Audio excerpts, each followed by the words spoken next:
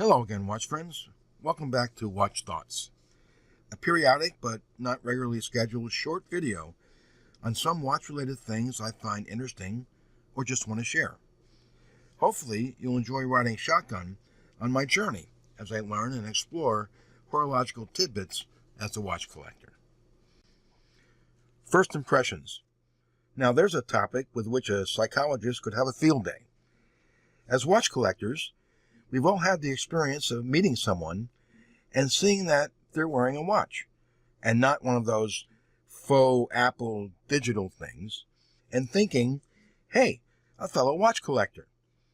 And then, upon closer inspection, feeling somewhat crestfallen by noticing that the watch they're wearing is a fashion watch and not something we're particularly interested in.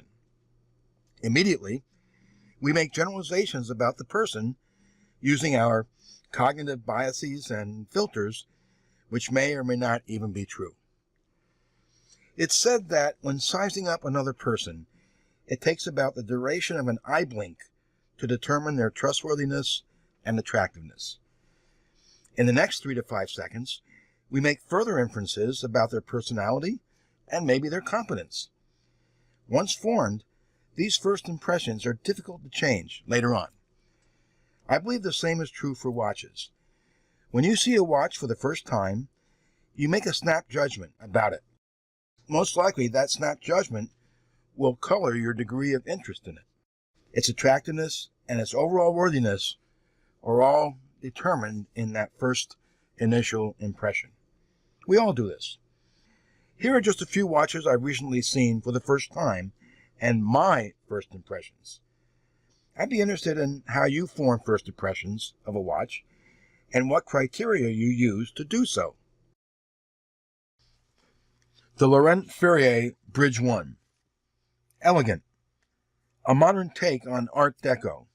What Art Deco would have evolved to in the 21st century. Multiple levels of grace in the case.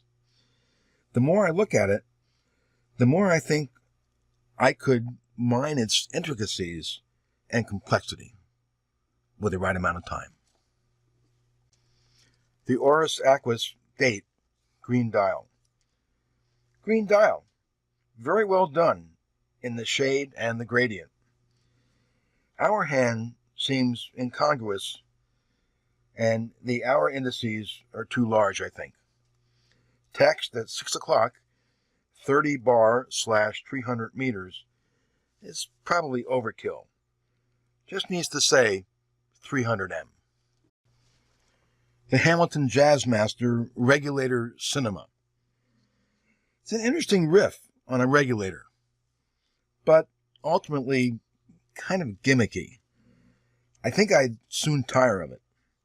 And perhaps it's trying too hard to be unique. The Omega Seamaster 300, titanium ceramic. Surprise that I like it more than first meets the eye with its waves and relief and perfect symmetry. The jewel-like nature of the applied pips and the well-applied lume on them really appeals to me. Overall, it appeals to my Thule watch predilections.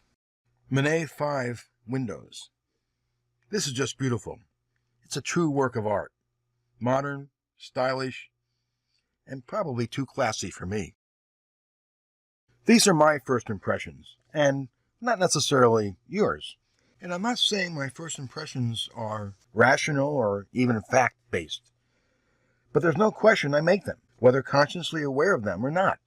And they're generally based on my preferences, horological knowledge, and even my current state of mind. If you like this video, please hit the subscribe button to be alerted of new content. It won't cost you anything and would greatly help me out.